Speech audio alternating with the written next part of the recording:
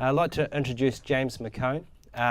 James is a North Canterbury farmer in business with his wife Belinda and a number of other partners on farms and involved with them as well. I worked with James probably a decade ago, was it James? 12 years ago. James and I sort of worked through a sort of farm succession journey together, and a lot of the brain power and the hard work for that success, that farm succession, was attributed to James. When I went to Dairy NZ and asked for someone to help out with the session who has gone through this process of change and could really present well, I was really surprised that James's name came up, because I knew how good James was at making money out of milk. But once we got into it, it just highlights that even the best of us can have a few challenges with this, with dairy farm businesses, making sure we've got our structures right. So James is going to share some of his learnings and thoughts with you today. So the process of change for farming business, it's not an easy process to go through, and it takes a lot of thought and reflection as well. So on page number 28, I've tried to put a diagram together in terms of what that process looks like and what's involved in it. And the dilemma for many in the Canterbury dairy farmers, New Zealand dairy industry, full stop, is we've got, even with reasonable payouts, we've got a real lack of cash flow. So what are we going to do about it? So what's the dilemma? Framing it up, and then going into this cycle of, once you've identified what your dilemma is, around this sort of rethinking how you're doing your business, how you're approaching your business, and going into a reflect and refine process as well. Now, I put a circle there and going round and round and round, because that process of reflecting and refining is where the real horsepower and where the help is needed when you're looking at your farming business. You probably don't have the answers.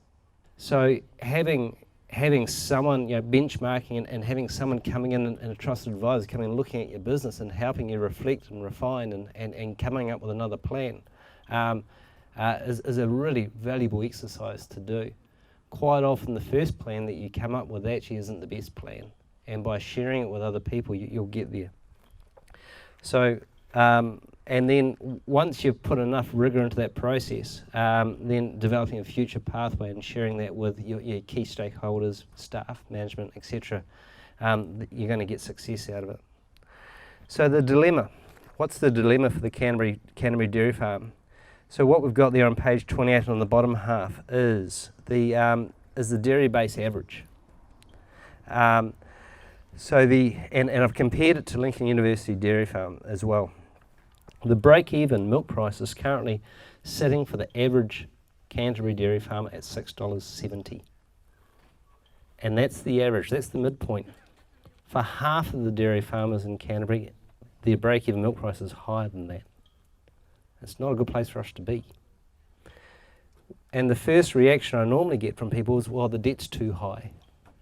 But if you add another $8 a kilo milk size to get the debt up to $30, which is the peak, that only adds 24 cents to the break even. The problem is their farm working expenses are too high for many, many people, or for half of us. So that is the dilemma for half of our dairy farmers, is because farmers are running out of choices. In the past, we have been able to reabsorb our cash losses and the fact that we can't pay back principal into capital gain. But the valuations have gone flat, if not easing slightly, and the banks are pretty much tapped out, and the Reserve Bank have basically told the banks no more. And that would be probably the case for about 30–40% of Canterbury dairy farms. So we've got sort of businesses that are sitting in a pretty unsustainable position at the moment. But the good news is that farms have got the ability to get their cost structures down, if that's what you want to do, and that's what today's about. So we're going to hear James's story and in context in terms of really getting some resilience into the business. I'm not here to preach about farm system or we have undergone some change, but I think it's more about the motives for change in the process as opposed to farm system, or it's still a work in progress for us, both the farm system and the execution of it. I guess if I start with why, there's quite a bit of detail in the notes that you can sift through if you're interested, but the why change is sort of a big question I think is worth addressing, and for us, we took a good look at our business in 17-18 when we'd come out of the low payout years, and we had a 669 payout. Some of my beliefs had become a bit like religion, if you like. They were beliefs as opposed to facts.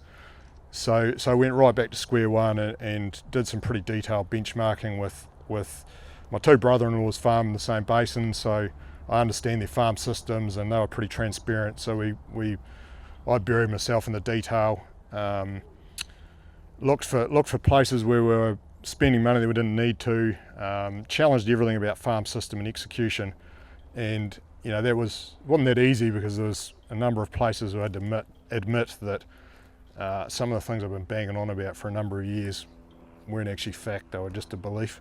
Well, the number of budgets, principles and a farm system that we had a crack at last year, we got 2 farms, so we did it on the smaller of the 2.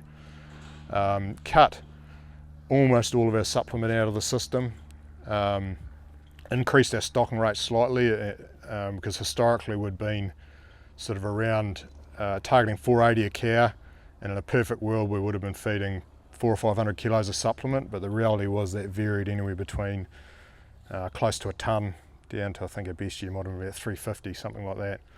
But cost control was sort of a secondary focus. Per cow production was the primary, and I guess we just flipped that round to cost control being primary focus and production being secondary.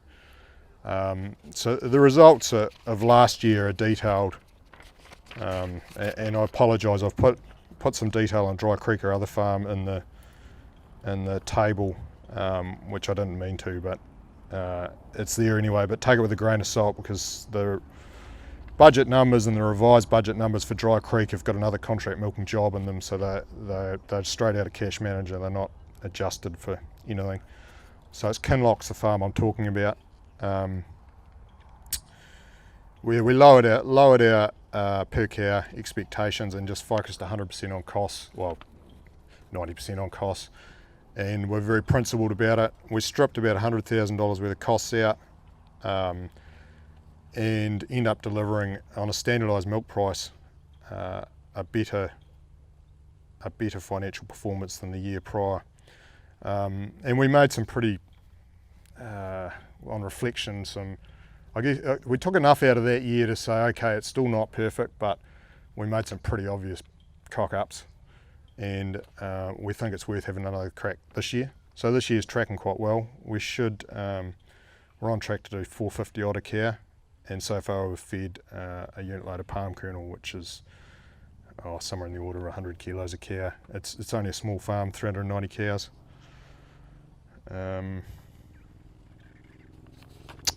Yeah, so I guess that's our process of change.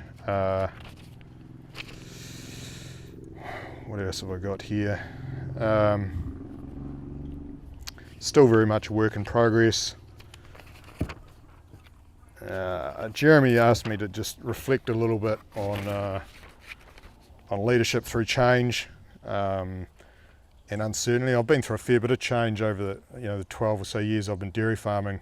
We grew quite rapidly in a family business, and there was a lot of evolutionary change where one farm led to buying another farm, and there was a massive amount of change, but this is the first time I've had to sort of look inwardly at myself and go, actually, we need to change tact a bit here. There's 3 things I think are reasonably important: courage, to admit you might have been wrong, to change, to take ownership, an awareness of your own limitations, and communication.